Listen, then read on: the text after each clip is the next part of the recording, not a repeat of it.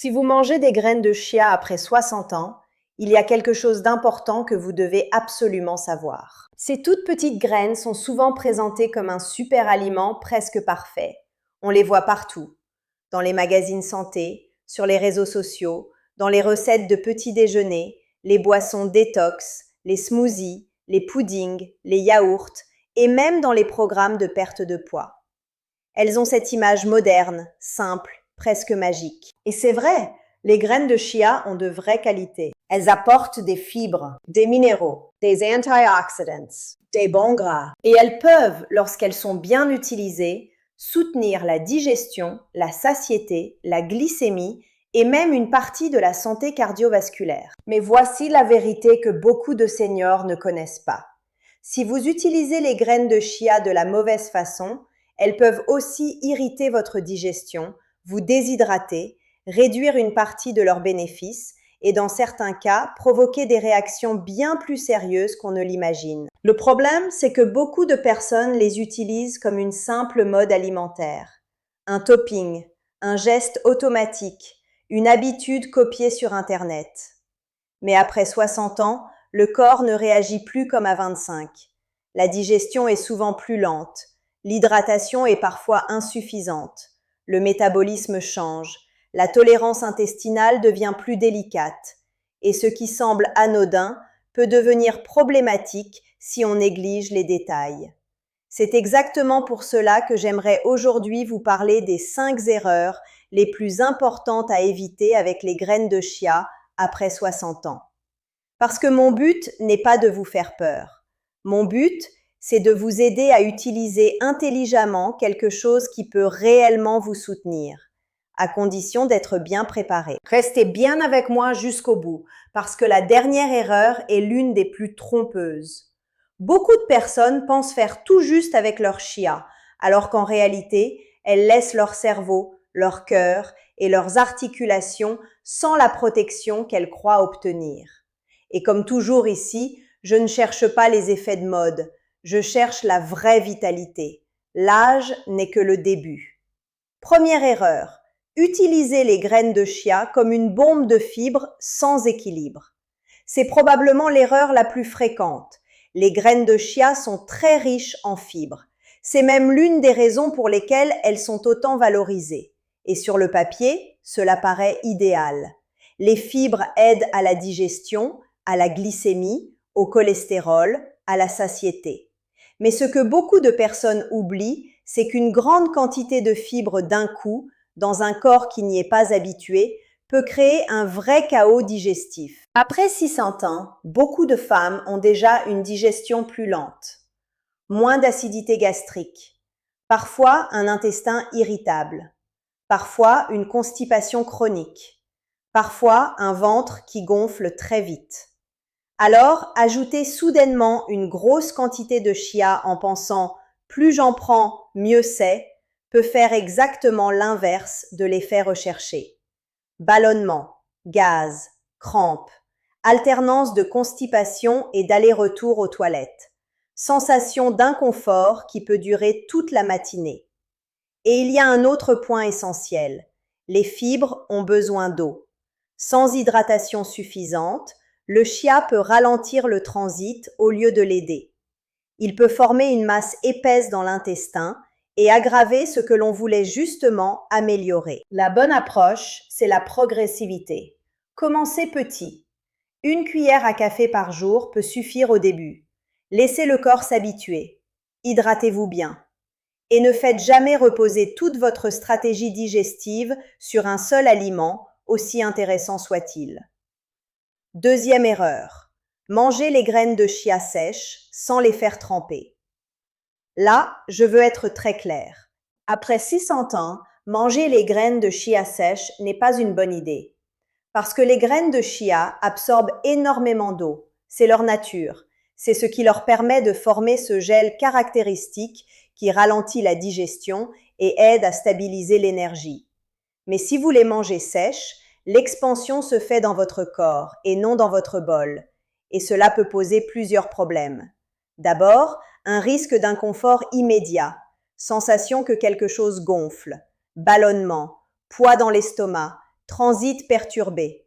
Ensuite, chez certaines personnes, cela peut même devenir un risque au niveau de la gorge ou de l'œsophage si les graines gonflent trop vite avant d'atteindre l'estomac. Et enfin, lorsqu'elles ne sont pas bien hydratées avant consommation, elles offrent moins bien cette texture protectrice qui aide normalement à ralentir l'absorption du glucose et à rendre la digestion plus douce.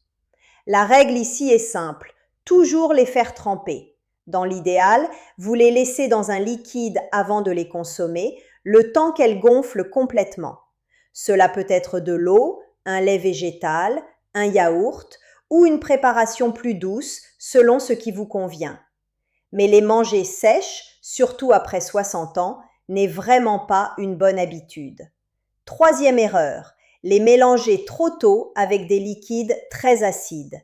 C'est une erreur plus discrète, mais très fréquente. Beaucoup de personnes voient des recettes détox dans lesquelles on mélange directement le chia à du jus de citron, du vinaigre de cidre ou d'autres liquides acides. Cela paraît sain, propre, tendance, mais en réalité, cela peut gêner le bon développement du gel du chia et irriter davantage un estomac déjà sensible. Quand le chia n'a pas le temps de s'hydrater correctement dans un liquide simple, il forme moins bien cette texture souple et régulière qui soutient normalement la digestion. Les graines peuvent rester partiellement hydratées, plus dures, plus irritantes. Et si en plus vous ajoutez de l'acidité sur un estomac fragile, vous augmentez le risque de brûlure, de reflux, de nausées ou de gêne digestive. Après 60 ans, beaucoup de femmes me disent qu'elles supportent moins bien le citron à jeun ou les boissons très acides du matin. Ce n'est pas un hasard. Le système digestif devient souvent plus sensible, plus réactif, moins tolérant aux agressions répétées. Donc le bon réflexe, c'est celui-ci. Hydratez d'abord vos graines de chia dans un liquide simple, puis seulement ensuite, si vous le souhaitez, ajoutez un peu de citron ou un autre ingrédient plus acide. Hydratation d'abord, acidité ensuite. Ce petit détail change énormément de choses. Quatrième erreur, croire que toutes les graines de chia se valent. C'est faux.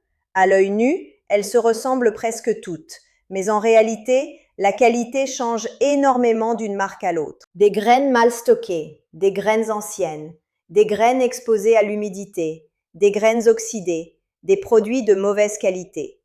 Tout cela peut transformer une bonne habitude en source d'inconfort ou d'inflammation. Et après 60 ans, cela compte davantage. Pourquoi? Parce que le corps gère moins bien les agressions répétées, parce que l'intestin est parfois plus fragile, parce que l'inflammation de fond est déjà plus présente, parce que les graisses oxydées ou les produits contaminés ne sont pas une petite affaire dans un organisme mature. Des graines de chia de mauvaise qualité peuvent sentir mauvais, devenir rances ou simplement perdre une grande partie de leur intérêt nutritionnel. Le bon réflexe ici, c'est de choisir des graines de bonne qualité, correctement conservées, avec une odeur neutre, dans un contenant fiable et de les stocker ensuite dans un endroit frais, sec, bien fermé. Si elles sentent le rance, le moisi ou quelque chose d'étrange, on ne discute pas, on les jette. Cinquième erreur, croire que le chia suffit comme source d'oméga 3. Et là, nous arrivons à une erreur très importante. Oui, les graines de chia contiennent des oméga 3, mais pas sous la forme la plus directement utile pour le cerveau, le cœur et la lutte contre l'inflammation. Le chia apporte surtout un type d'oméga 3 que le corps doit transformer pour obtenir les formes les plus actives. Et cette transformation est limitée, encore plus avec l'âge. Autrement dit, beaucoup de personnes mangent leur chia en pensant « Parfait, j'ai mes oméga 3 », alors qu'en réalité, cela ne suffit pas toujours à couvrir correctement les besoins d'un cerveau mature, d'un système cardiovasculaire fragile ou d'articulations qui demandent plus de soutien. Cela ne veut pas dire que le chia ne sert à rien, cela veut simplement dire qu'il ne doit pas être votre seule stratégie.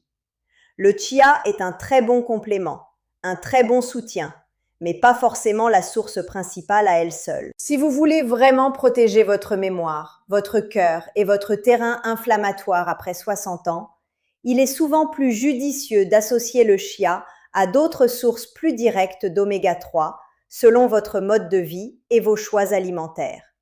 Maintenant, après toutes ces erreurs, vous pourriez me dire « Alors Isabelle, est-ce que le chia vaut encore la peine ?»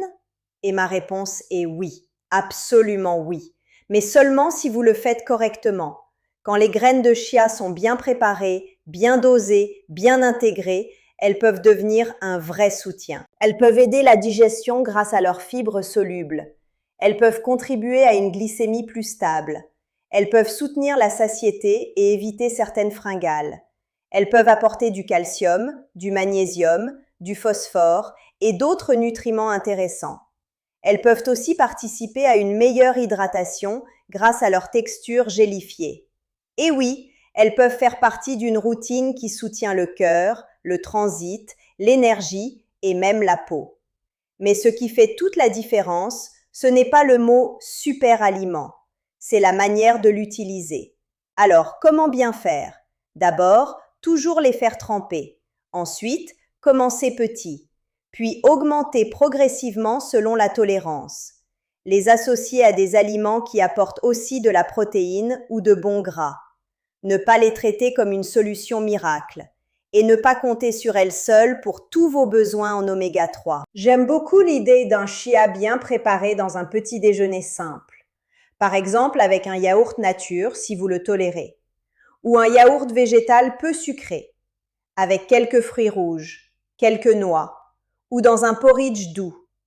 L'idée, ce n'est pas de compliquer votre vie, c'est de rendre un geste intelligent. Et j'aimerais vous dire quelque chose de plus profond encore. Beaucoup de femmes ont appris à suivre les tendances santé sans toujours écouter leur propre corps. On voit une recette, on entend qu'un aliment est formidable, on copie, on applique, et on espère que cela suffira. Mais après 60 ans, la santé devient plus personnelle. Le corps tolère moins les automatismes, il demande plus de finesse, plus de respect, plus d'attention. Ce n'est pas une faiblesse, c'est une forme de sagesse. Alors retenez ceci, ne transformez pas le chia en bombe de fibres d'un coup, ne le mangez jamais sec, ne le mélangez pas trop tôt à des liquides très acides, choisissez des graines de bonne qualité et ne comptez pas sur lui seul pour couvrir tous vos besoins en oméga 3. À l'inverse, utilisez-le avec douceur, hydratez-le, dosez-le intelligemment, associez-le à d'autres aliments utiles et observez comment votre corps répond, parce qu'un aliment sain reste un aliment à respecter et ce respect, après 60 ans, change tout. Vous n'avez pas besoin de suivre toutes les modes santé, vous avez besoin de comprendre ce qui vous aide réellement. Alors demain matin, avant d'ajouter vos graines de chia quelque part, posez-vous simplement cette question. Est-ce que je les utilise d'une façon qui soutient vraiment mon corps? Parfois, une meilleure digestion, une énergie plus stable et un quotidien plus confortable commencent avec une petite graine, mais surtout avec une meilleure manière de s'en servir. Prenez soin de votre digestion, prenez soin de votre hydratation, prenez soin de votre cerveau, prenez soin de votre énergie et n'oubliez jamais ceci. L'âge n'est que le début.